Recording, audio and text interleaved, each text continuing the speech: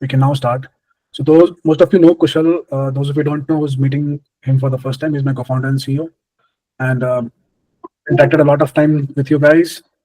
This time I'll let Kushal speak and explain more about the product and the features that we're going to talk about. So over to you, Kushal. You can start. Yeah. Hey guys, very good morning, or afternoon, or evening, whichever time zone you guys are. I think the main agenda for today is to discuss, our some of the newer feature that we have launched. Just let me know if you guys can see my screen. We wanted to talk about the journey feature that we have created and what it is, where we want you guys, how to use it. We are seeing a lot of issues with people like kind of having question extraction engine, using that extraction engine, and there are mistakes that AI make, and we just wanted to highlight those mistakes as well. And lastly, we recently released something called custom metrics, and the idea behind custom metrics was to basically uh, add any analytics, let's say, digital SAT score, or like reading and writing score, or like percentiles, or like even GPA calculations down the line. All these things can be done by adding a custom metrics to a full length test, or to a structure test that we call. So we wanted to spend some time on like what these metrics are, and how and why you could use it. So I'll quickly go into maybe presentation mode. Uh, so I think in the last session we talked a lot about like how to build a full length test, how do you add rubrics to grade and open-ended answers, and we also talked about how do you understand a lot of performance, like the analysis that we do. We are also going to add feedbacks, that AI generated feedback for every kid, so that you don't even have to maybe dig deeper into this data. So, and AI can give you very high level feedback very soon on each kids and what they're doing, where they're struggling. As a summary of all that data that we show. But for today, we'll talk about journeys, as I said, mistakes that AI makes while using question extraction engine, or the visual intelligence engine that we call, and then the metrics. So first of all, let's go into journey. What is journey and why we called it journey? The main idea behind journey was to kind of build a customized set of resources, tests, and full-length tests that you can give to a student. And you can bundle your material in different ways, howsoever you want. In a way, internally, we think of journey as like, it's kind of like the Netflix drop feature. Like once you drop that journey, everything that is in that journey is immediately available to a kid. It's basically, that's how the state is right now. But the reason why we have called it journey, that eventually in very near future, all these resources and tests and like full length tests that you have like kind of bundled together in part as part of one journey, AI is gonna be looking at it, and as the student is progressing in its mastery level, it is gonna slowly unlock those resources and tests. So and that's why the name journey, because that's where we are going to take it. But as of now, one of the good use cases of journey, why you should be building and how we should be using it, is to ensure like like it is to bundle your material. So if you have different subscription tiers, or you have kids at different tiers that you offer, you can basically bundle things in as part of different journeys, and then assign those to students. And obviously it is also the way we had imagined it, like there are maybe some kids who need more challenging material, versus maybe some kids who need more easy material to gain confidence. So again, like journeys could be built out that way as well, so that you can assign those journeys depending upon how a kid is performing. So that's one of the way we think about how journey should be used. You can make multiple journeys within any course. It is available inside the course architecture. Once you open up, you will see journeys there as well. And that's basically where we think you can use. Any questions, or any concern around journeys? No, not till now. Okay, so I think what I'll go, and I will basically then say, so there are two types of journeys that we allow right now. One is a free journey, and like the reason we call it free journey is because this gets activated and gets assigned to any user that is signing up on your user portal. So and we highly encourage everybody to build a free journey of your course, because the best use case of a free journey is to literally activate your lead funnel engine. Like the way we, like, I mean, the idea of journey came, like, how we were building our own B2C brand, like LearnQ, where we actually started offering kids like a diagnostic test, and started offering them, like, oh, maybe you can go and play or take few tests on our portal, or, like, here are few resources that you can access, or maybe you can talk to our AI avatar, and those things we started to unlock. And those were like good value propositions that we could give to users to actually sign up on our portal and give us their phone number and emails and all those things, so that we can actually then run on our marketing engine. So, I mean, the idea behind building a free journey is to kind of activate that engine for you guys on the courses that you are building. Say you are building for AP Physics or GRE or ACT or whatever. If you start to kind of add those like, a free journey, few basic tests, few resources, a diagnostic test. Right now we allow you to kind of add all these things. Like, we allow 5 resources, 2 practice tests, so these could be like maybe subject or sectional tests or topic wise tests, one if kind of a diagnostic test. And based on that diagnostic test, AI can build a study plan as well. They can actually they actually are allowed to do like 10 chats as well. So they can chat with your avatars. They can actually maybe review the test that they gave, or they can, maybe you deployed some lead gen AI agents, like, essay grader or all those things, like, or I don't know, profile builder or college application essay, or anything of that sort that you build for the kids. They could actually use AI on all those things and kind of basically get a taste of what that course would look like on your portal. And that's basically what the use case of building a free journey is.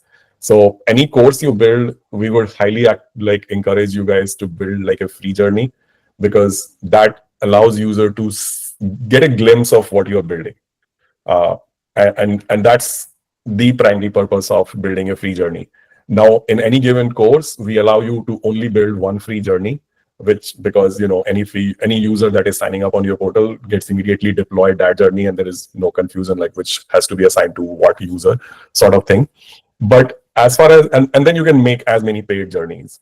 So paid journeys are basically just assigned to your paid user. So if you have already granted a user like a Pro or a Pro Max plan on our portal, you can actually then give them this paid journey.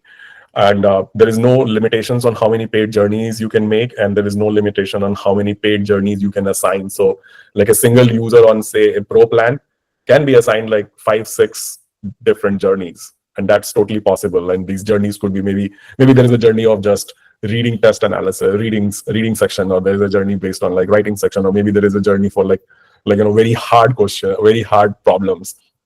So you can actually think of howsoever you want to bundle things, and as maybe students are progressing, you can keep assigning these journeys to them, later or at the same time. It's completely up to you how you want to use it. So that's basically the main thing.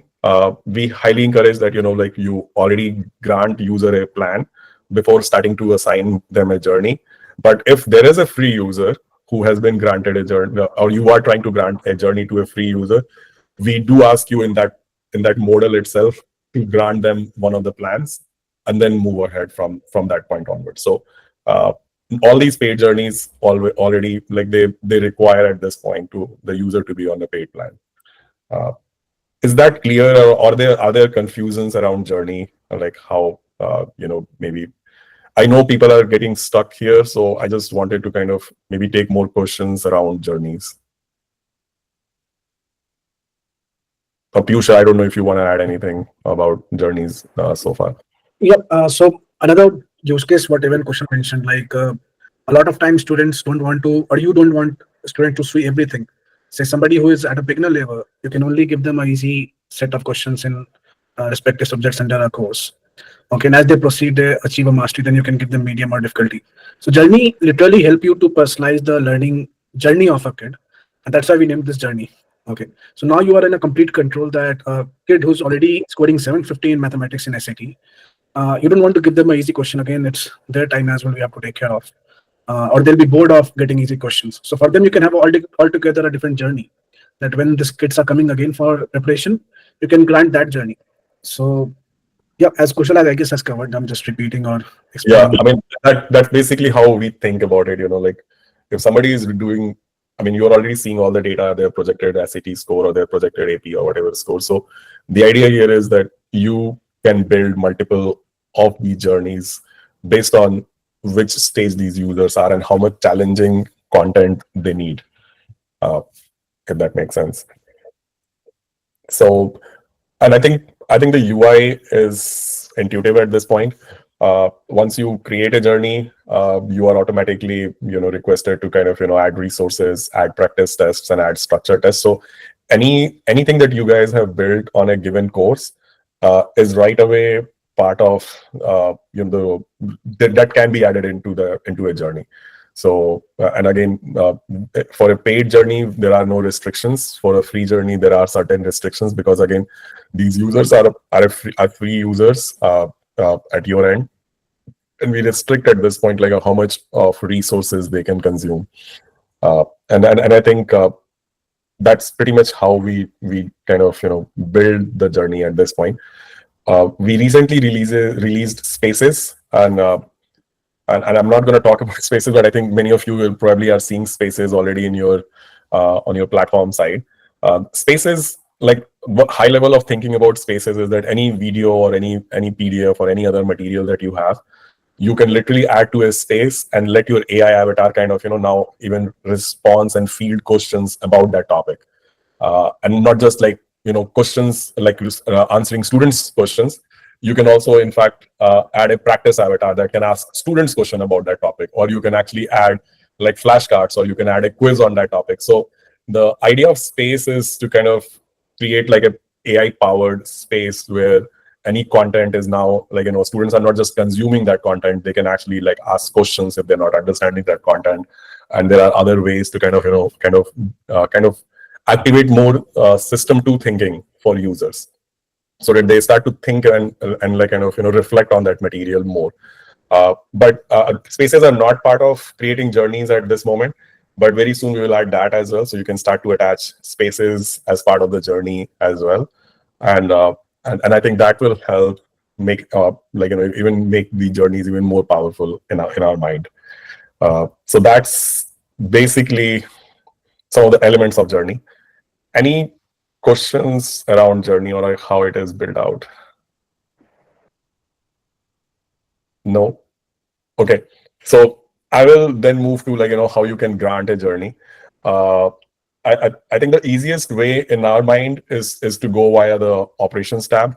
And once you have a user on a given user plan, you can basically very quickly just like once you have granted them a plan, then you can just pick one of the journeys that you have already created in your courses section.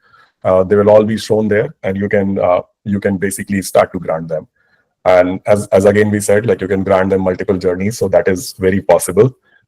Just one thing to be kept in mind, like I think once they are granted, we cannot revoke the access, because all those tests and everything kind of gets assigned to them in a way.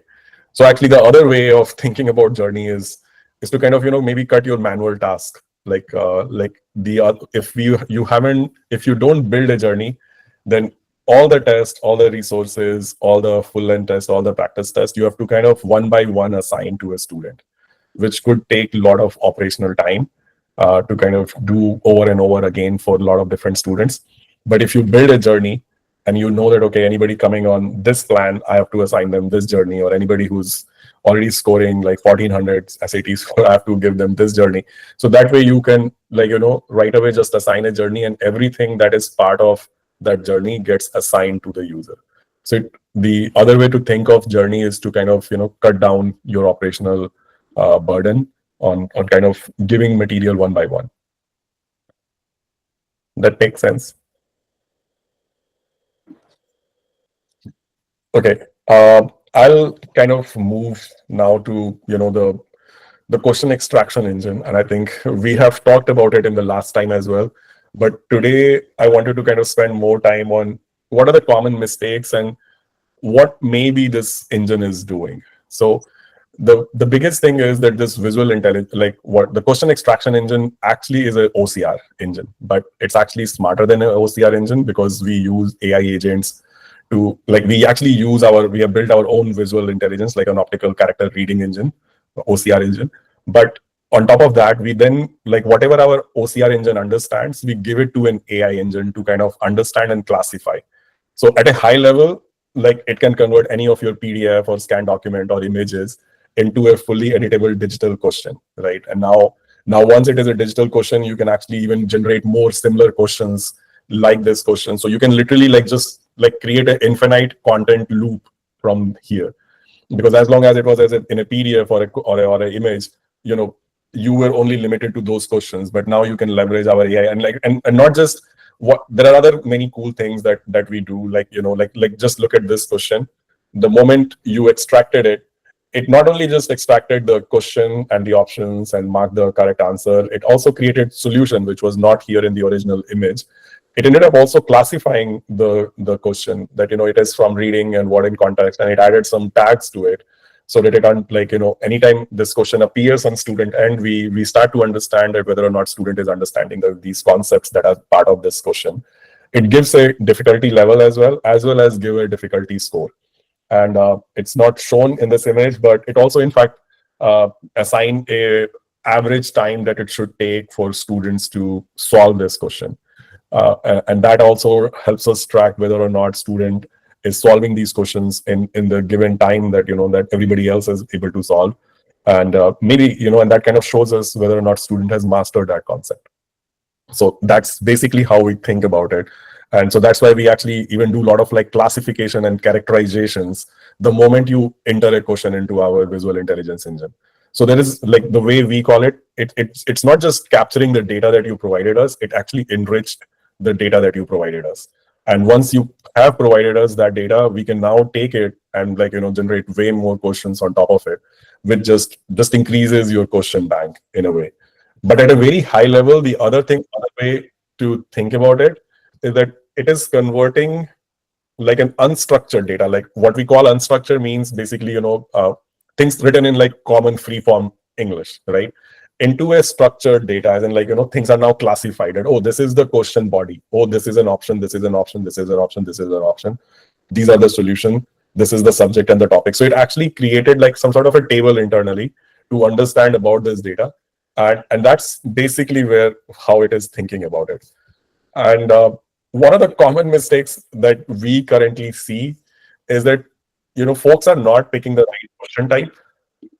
And because they're not picking the right question type, unfortunately, and that's why I was trying to explain here, the way we tell AI about what to extract out of this image is based on the question type you have selected. Because AI, at this point at least, we haven't been able to make it intelligent enough that it right away sees and classifies the type as well of the question. So based on, like, if you select that this is a passage type, let's say this question, then in that case, we give AI that, okay, in this image, try and find a passage body, a question body, and options from the image. Now, obviously, here there is no passage attached to this question. What will happen that AI will fail, because it was trying to find a passage body as well, and it couldn't find that passage body. And it will actually, it will say that, okay, error, I couldn't find anything. So unfortunately, at this point, until we even make these systems a little bit more intuitive and more general, one things to keep in mind is to really pick the right question type. Many of the support requests that we always see is mainly related to picking the wrong question type, and that's when the AI fails. So just to kind of recap and kind of let everybody know, in a passage question type is also an MCQ type question, but we expect a passage body.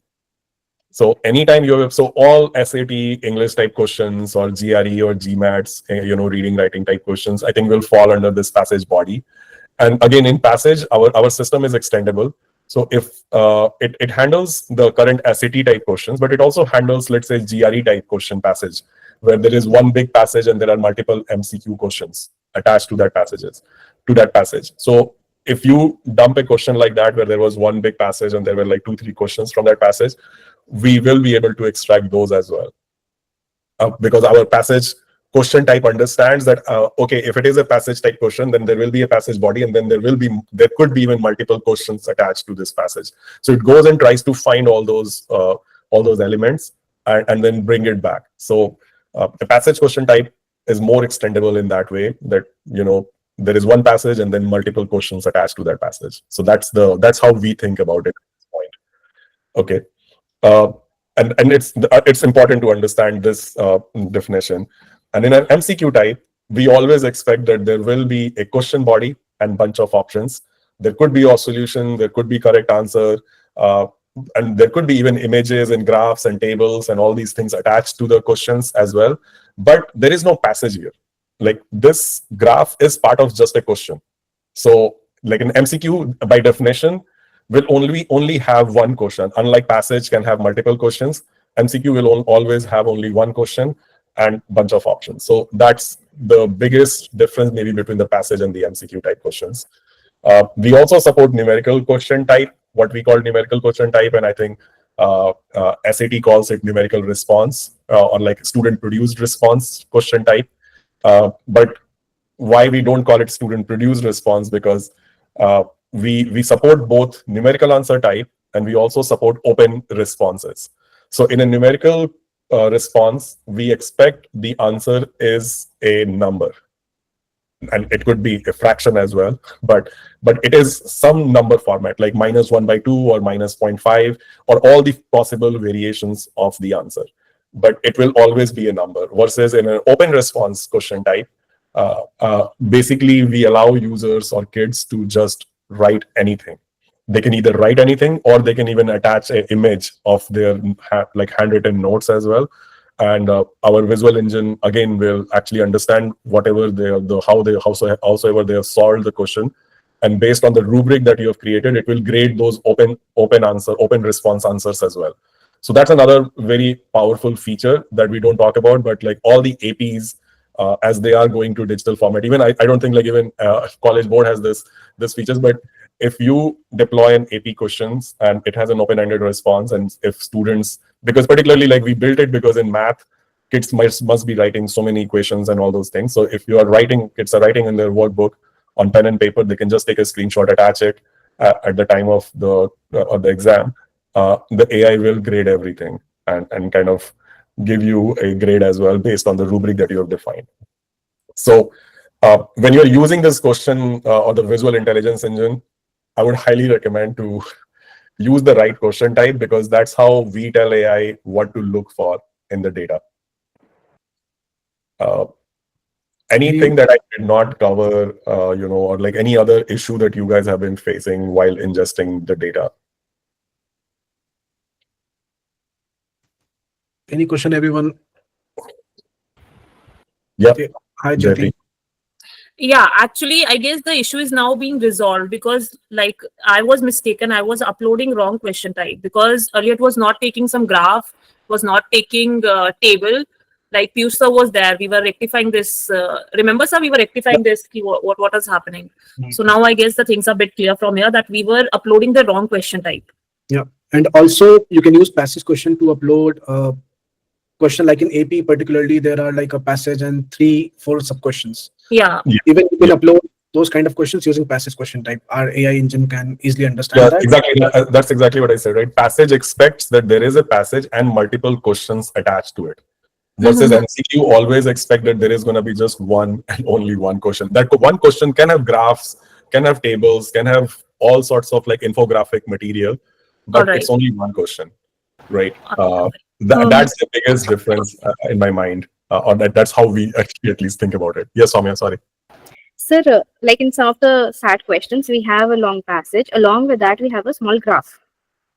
Is there any sort of shortcut that we can apply? Either we can add it in passage or MCQ. Second, sorry, in SAT, say again, what is it? There is some question types where a graph is also there, and in the same question, it belongs to a passage. Okay, so the student has to refer to both of them. The passage. So those questions will go into passage question type. No. There. she's asking, she has a passage question, but also along with the passage, she has a graph to refer with. Yes, So she's asking, she's saying why there is some problem, the graph is not coming in there. absolutely. So Thank you so much. Soumya, it should work that way, that the graph should be present in the passage. We can connect and see why is it is not picking it up. Yeah, but it is the passage question type. If you have a passage, Hmm. even though after passage there is a graph, it is part of the passage question type. Okay. Okay. Got it. Yes. Uh, What we so actually do is we add the graph again through like editing it again. So that is what we were trying to do it until now. So if there's any maybe shortcut or again with using AI, we can extract it properly. So it would be really Yeah. helpful for us. I will look into it, but yeah, but the type of question you are saying is a passage question type. All right. Thank you. I wanted to ask if this graph is image or like, what is it? I don't know. I've forwarded it to Pranshu. That's it. So actually, at least what I would like to acknowledge is sometimes it's designed to extract whatever there in the passage, maybe a text plus graph or table. If sometimes it fails to do so, ideally you should try it again. If not, we have also given a URL. We will get that embedded on the portal itself, which is upload image, because sometimes AI can also fail to recognize the entire thing. So then you can just upload that image, take the URL and paste it in the question or passage body. Okay. Yeah. So All right. so I sometimes will also answer. I think critical. I don't know your name, but use when you use a graph and MC. Yeah. yeah. Can you create a test that includes all question tests in one test? Yes, you can. I mean, the structured tests are like that. They have reading, writing sections, and they have math sections. So reading, writing sections have passage question versus the math section has both the numerical response and the MCQ type. So in fact, you can even add open-ended questions. So a structured test, you have more freedom to kind of bring together all different question types in the single test and then assign that test to a kid. And I think the second question is, what type do you use when you have a graph? And MCQ has graph choices. This is still an MCQ question. Yeah.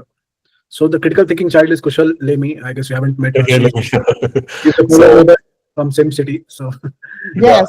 Hello, everyone. we Thank you should meet. for- But yeah, like if the question has graph as well as part of the options, which SAT has a lot of those question type as well, they will still fall under MCQ. I have seen those and I have inserted those question types as well. It works so far that we have seen. So our engine, what it does, whenever it sees a graph, right, we kind of, what we do is we create a bounding box. It's called like in a computer vision, it's called creating a bounding box. It creates a bounding box around it. It cuts that, it snips that part. And what we do is we upload that snip onto our cloud engine and give you a CDN link.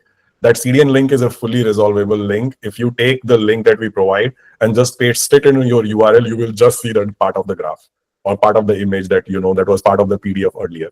So the engine that we have built basically understands that when the moment it sees an image or something, it immediately tries to chop off that part of the image and upload it on the on our cloud engine and generate a CDN link. Yes, Jayati.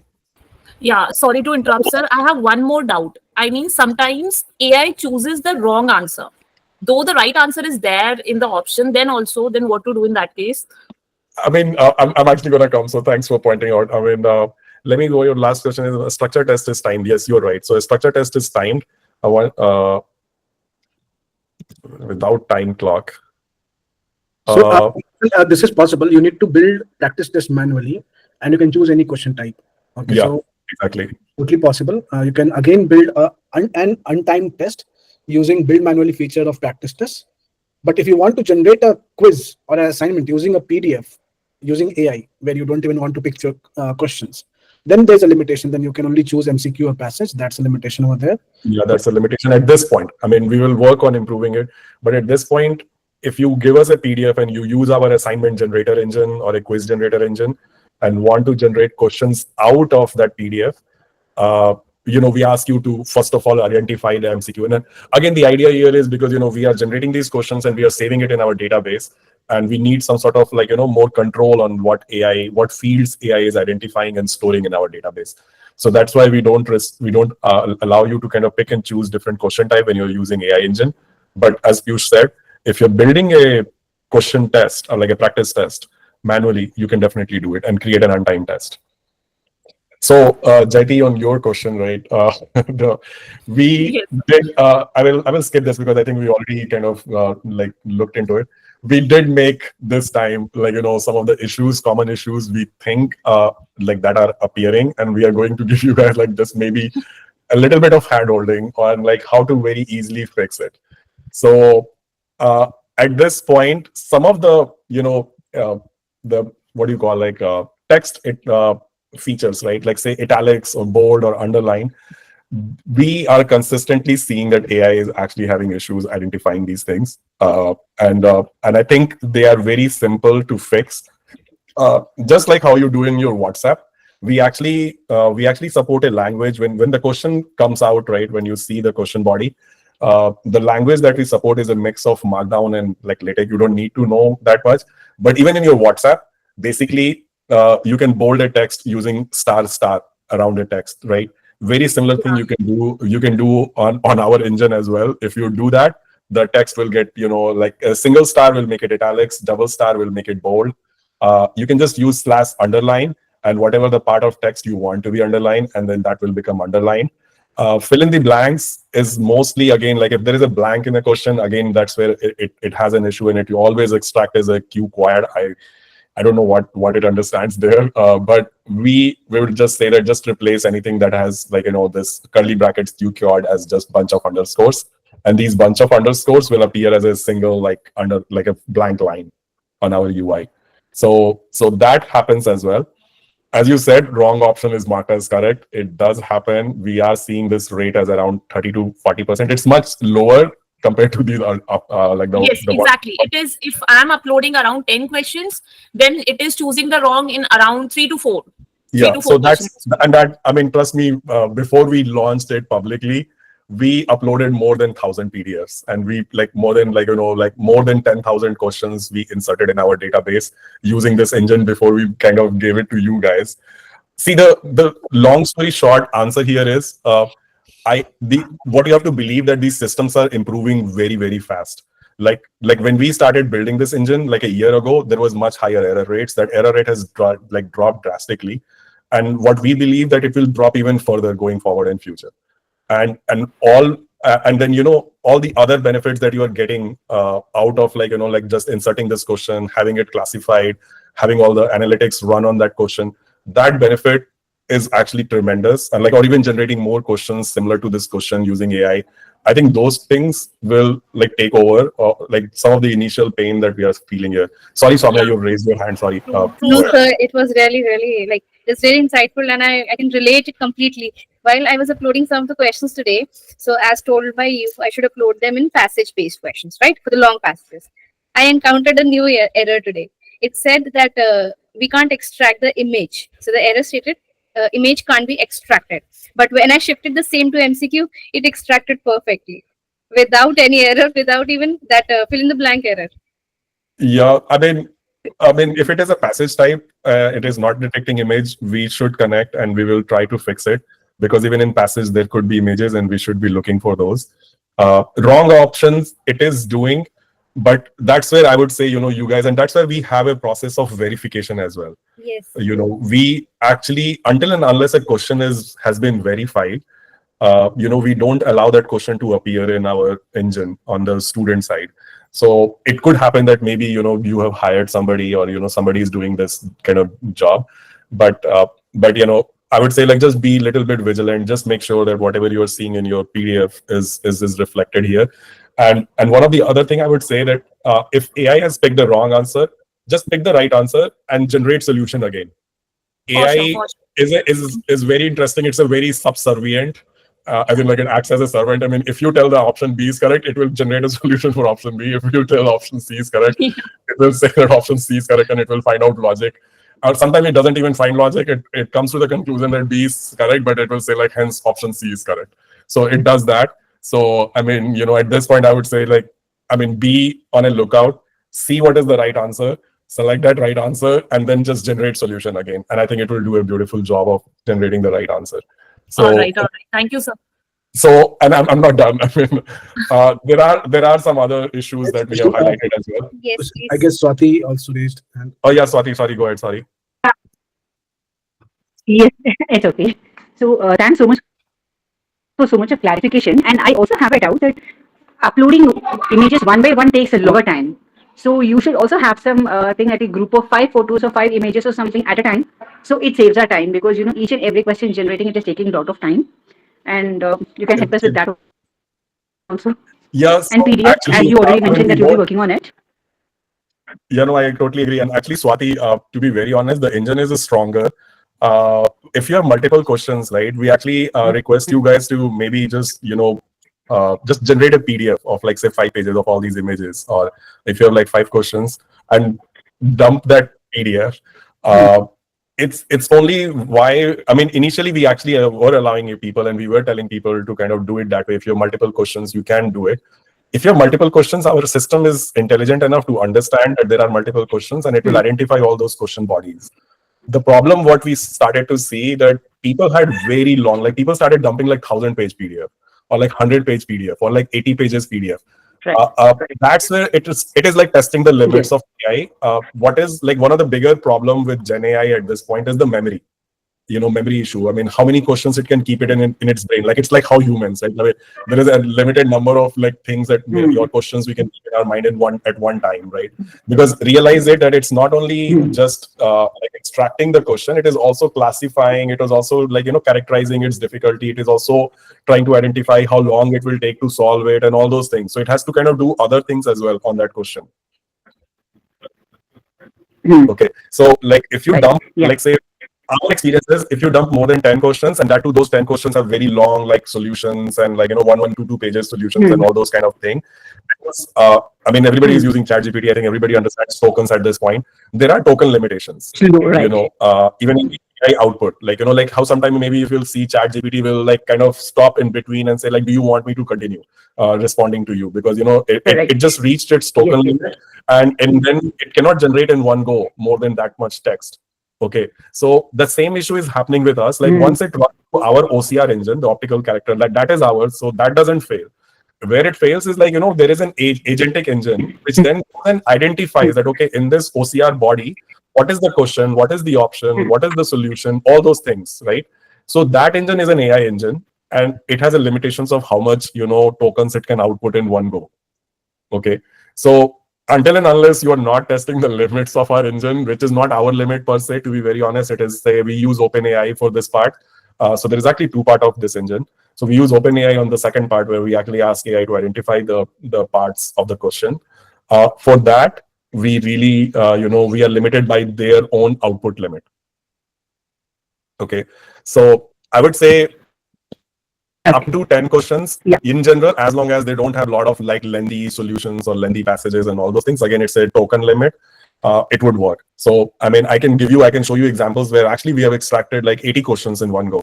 But all these 80 questions were just like one line for very small answers, like one number, like kind of answer. So the number of characters were less. And because the number of characters were less, it was able to even take 80 questions in one go.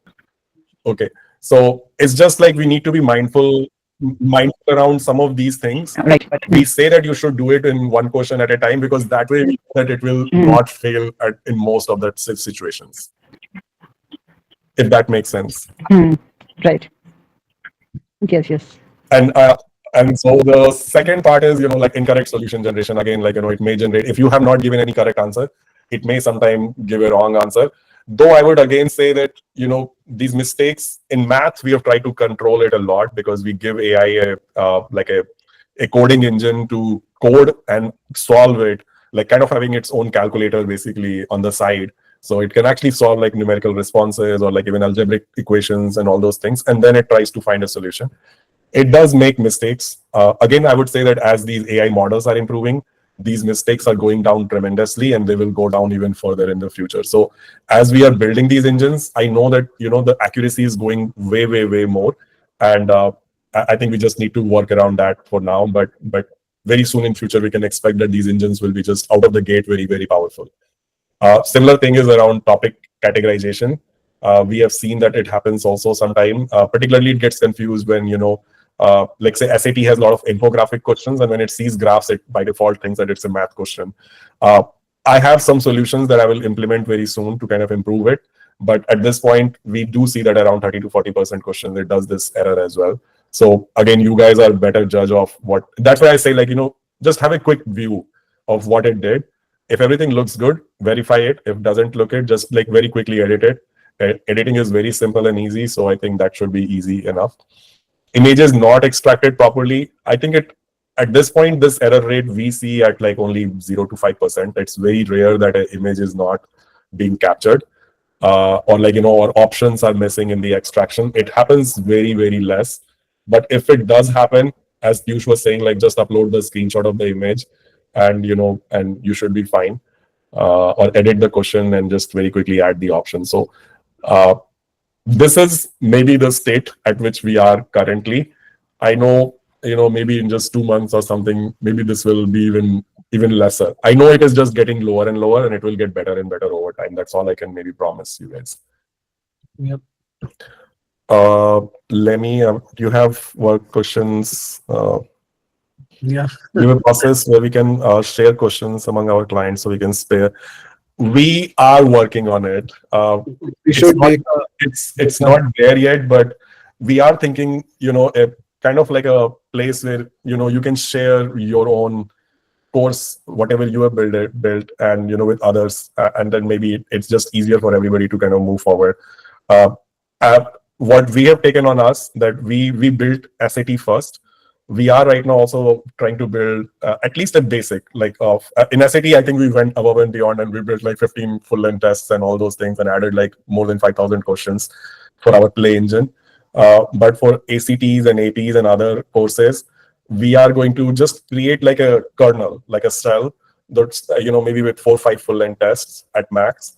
And we will kind of, try to kind of create a new section very soon in the course builder where you will see templates. So anybody who's signing up can see all the course templates and can very, very quickly, just clone that template, and then they will have like a basic set of questions. And then from there, you can go on and add more and more questions going forward. So we are thinking about it. It's something that we give you. I mean, that's how we assign digital SAT in everybody's environment. But yeah, like a more open sharing feature, we would love to kind of, add for everybody. I know it's alone cannot be done by Kushal or me or the Vega team over here. I guess a lot of companies are there in this meeting. Or maybe we should make a VEGA AI partner companies consortium where you guys need to come out open-heartedly and share among the peers or the fellow organizations. I guess I know, Lemmy, you have that the planning to go. Some organizations might not feel that's the right way. So whosoever is planning to do, maybe we can take that initiative. And for greater goodness, for greater output, we can see how we can make things public. And open sources are way to go, right? If some things are made, why to reinvent or regenerate the things? But a very good initiative, Lemmy, that you pointed out, and we can see if people like if you guys also come out, we can help building courses faster. Yeah, I mean, at least for most standardized tests, I think we can build a kernel, and then from there onwards, every institute can keep on adding their own. I feel like their own questions, and I will tell you what is cooking in our labs in a way.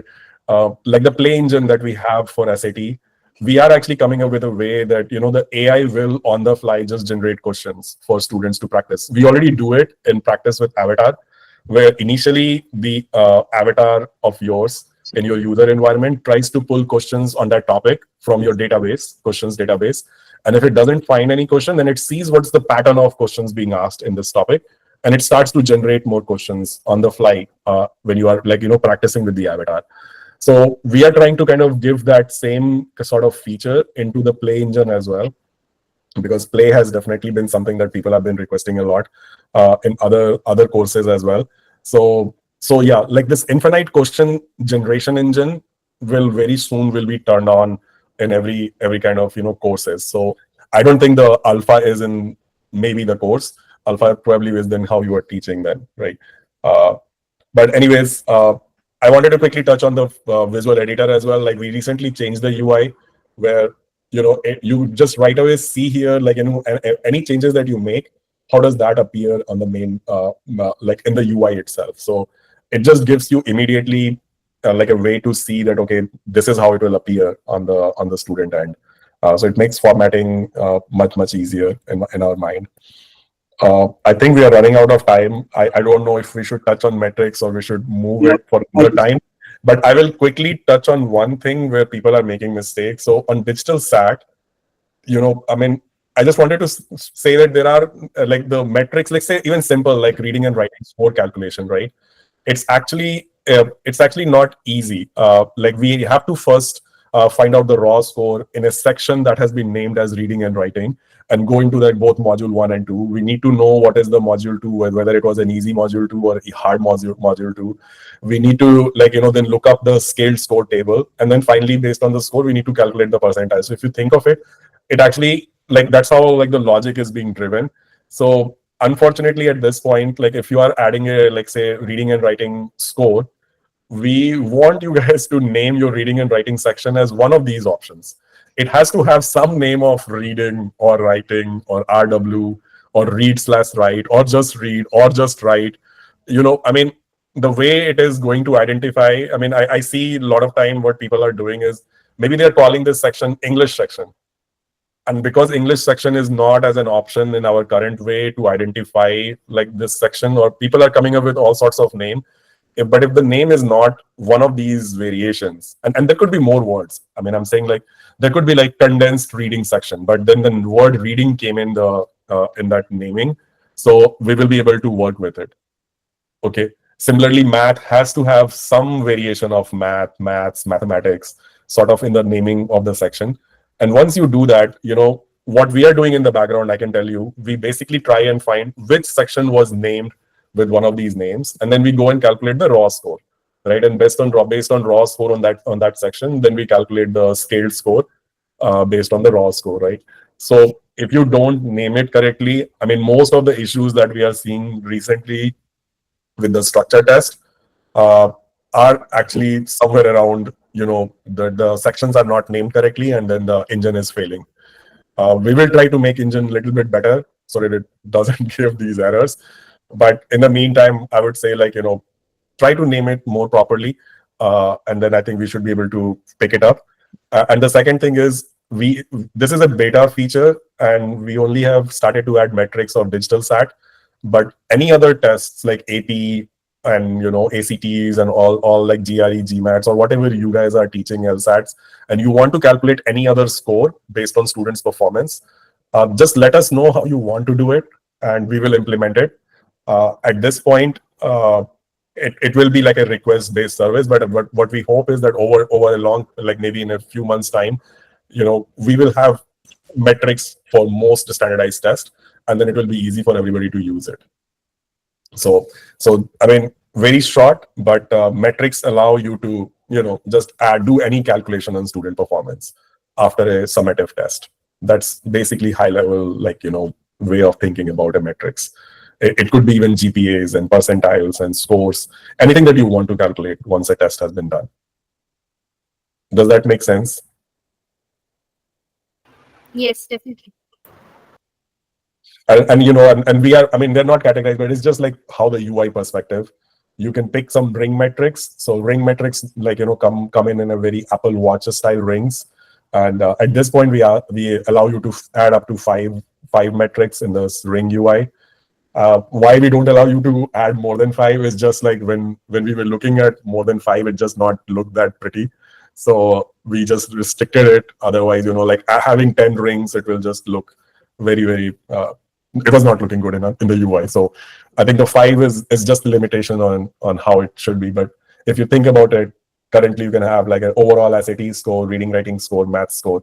So 3 rings pretty much serves purpose in most standardized tests. And then you can then have box metrics. So the way I will say the box metrics could have like maybe cross test scores or sub scores that you see. I mean, it's no longer in the digital SAT version, but back in the day, SAT used to have like cross test scores and sub scores. So they could be in these box sections. So we can add as many metrics as we want and attach them to a full length tests. Is just at this point, we've only released digital SAT metrics. I would say that if you want to kind of work with us and kind of let us know how you want to do it for APs and ACTs, we would be quick at implementing all of them. Make sense? All right, I think that's all I had. Thanks for staying for a little longer. And I know, I mean, we are going through a few of the issues, but yeah, like I think all I can say is that AI is improving at a very high speed, and a lot of the issues that you guys are seeing will just keep on reducing with the OCR engines, and it will just get better. And then, I mean, the advantage of making it digital and getting it classified towards the end is I mean, I think you guys already see it in SAT, and I know like many of our clients have built APs and other tests as well, and they are seeing the same benefits because once you do it, all this data is being tracked very nicely, and our engine starts to kind of recommend you, give you feedback, and where you have to focus. So that engine takes over, like once this base has been done, and that's what our thought process is. Like we are trying to do as much with AI so that you don't have to think. You just have to at this point just make sure that you give our AI some representative questions. Like very soon our requirement will be that just add maybe just 3-4 questions per topic at different difficulty level, like easy, medium, hard, so that you seed our system with good question types, and from there onward we just take over. I mean, that's where we are building towards. That's the future of some of these engines. But yeah, like that's how we are doing it. Makes sense. All right.